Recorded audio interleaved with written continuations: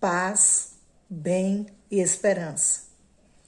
Mais uma vez eu quero agradecer o convite do Reverendo Cláudio, mandar um abraço para os irmãos e irmãs aí em Muritiba. Hoje, mais uma vez, refletindo sobre oração, hoje eu gostaria de pensar com os irmãos e irmãs sobre oração como prática de vida. E para isso, vamos ler o texto de 1 Tessalonicenses, capítulo 5, versículo 17, que diz: orai sem cessar. Nunca paremos de orar. Nesse momento eu lhe convido a orar junto comigo. Querida Trindade, nós queremos te louvar, te bendizer e te adorar. E te pedir, querida Trindade, que abençoe a Igreja de Muritiba e cada pessoa que vai nos ouvir a partir desse culto, Senhor. Que o Senhor guarde, conduza, proteja e direcione em todos os projetos de vida para esse ano de 2022. Em nome do Cristo. Amém. Oração como prática de vida. Lemos o texto: orai sem cessar, ou nunca pare de orar. Esse é o conselho.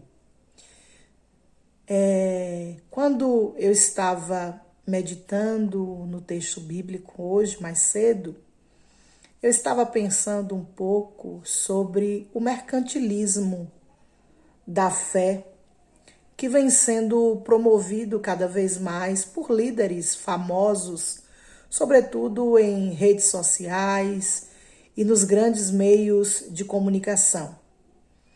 Esse mercantilismo vem sendo utilizado muitas vezes como forma de controle e também como forma de alienação da fé de pessoas que não têm um determinado conhecimento das Sagradas Escrituras. E dentro desse mercantilismo, nós percebemos que até mesmo a oração vem sendo utilizada como mecanismo de controle na vida das pessoas. Eles ditam a forma que se deve orar, como se deve orar, quem pode orar, o horário da oração, os dias de oração para que Deus ouça um determinado pedido, uma determinada causa, um determinado sonho. Tiram das pessoas a simplicidade da oração como prática de vida, das coisas pequenas, por exemplo, agradecer pelo copo de água que se bebe, ou pelo pássaro que voa, ou pela lua que podemos contemplar. E tornam a oração uma forma de barganha com Deus. Mas Paulo, de forma simples, eu diria, ensina a igreja de Tessalonicenses a oração como prática de vida.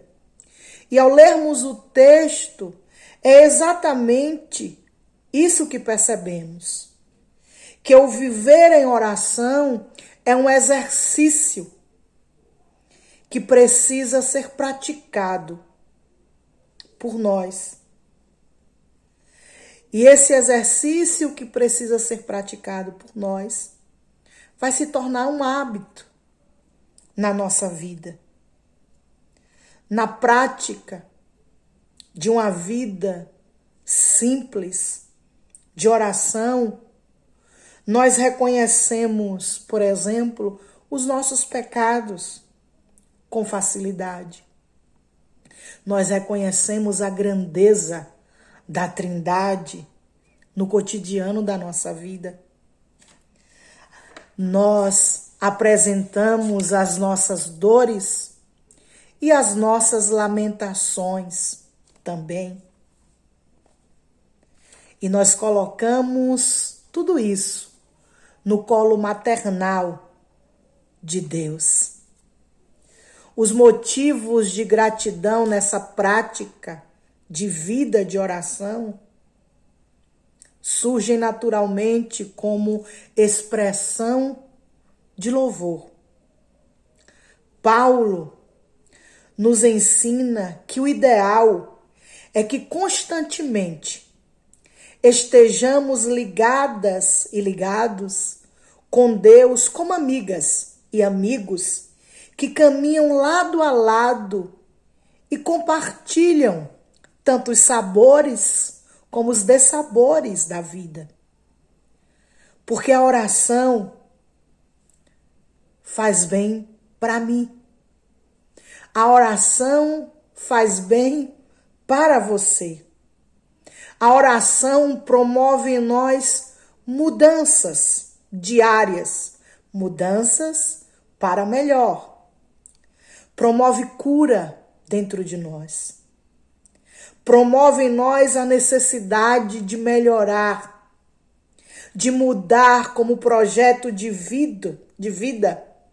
E a oração nos ajuda a nos movimentarmos. Porque quando nós temos essa prática, temos aproximação com Deus.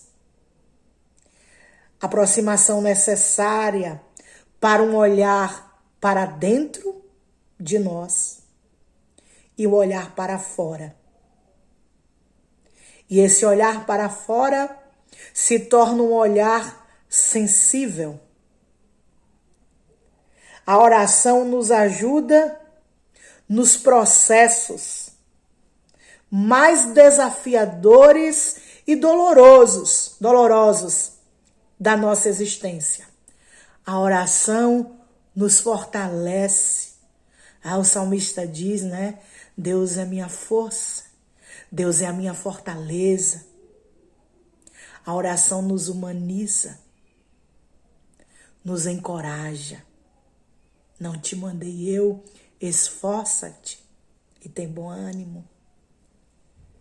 É preciso entender que a oração não pode ser algo mecânico. A oração pode ser tradição? Pode. Pode ser um costume? Pode. Ela se torna um hábito? Se torna. Ela pode fazer parte da minha cultura? Sim.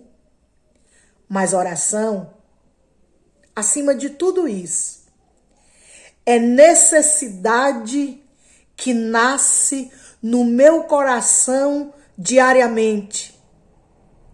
E a partir dessa necessidade, eu oro.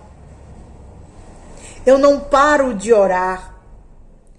Eu não oro apenas no templo. Eu oro no meu trabalho.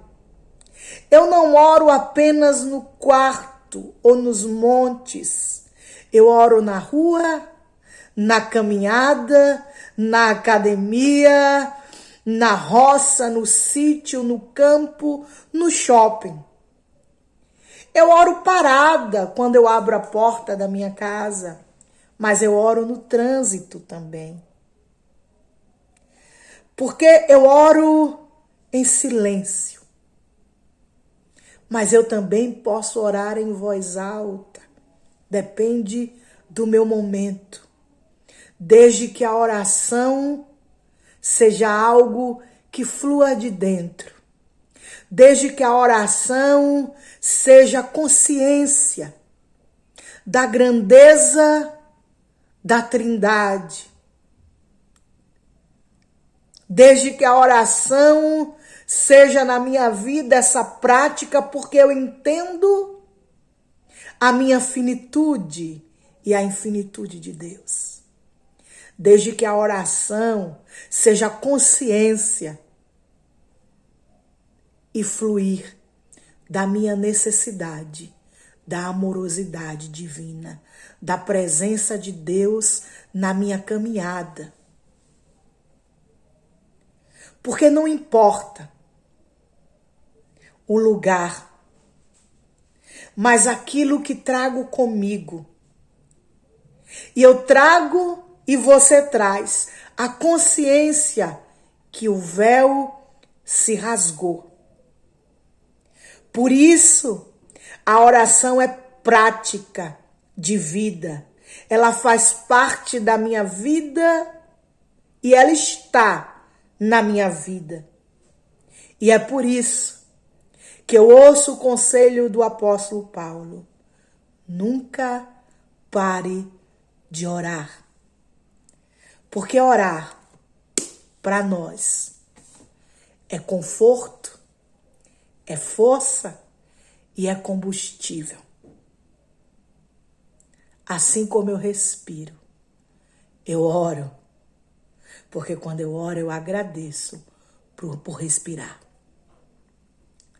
Que esse Deus, que é tão generoso, gracioso, Deus, Pai e Mãe de todas, de todos e de todes, que Ele possa cada vez mais despertar em nós, sobretudo esse ano, nesse tema de alargar a tenda, a necessidade da oração como prática de vida. Que a graça, a bondade, o amor inexplicável e o consolo da divina rua seja sempre presente na vida de cada um de vocês. Em nome do Cristo, Deus continue nos conduzindo. Um abraço aqui da nossa congregação em Itapiramutar. Irmão, irmã, nunca paremos de orar.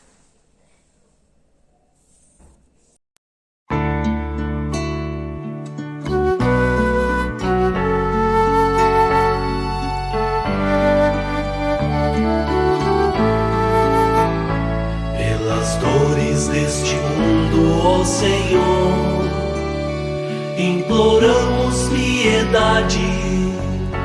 A um só tempo geme a criação, teus ouvidos se inclinem ao clamor desta gente oprimida. Apressa-te com tua salvação, a tua paz, bendita e irmanada com a justiça. Abrace o mundo inteiro, tem compaixão.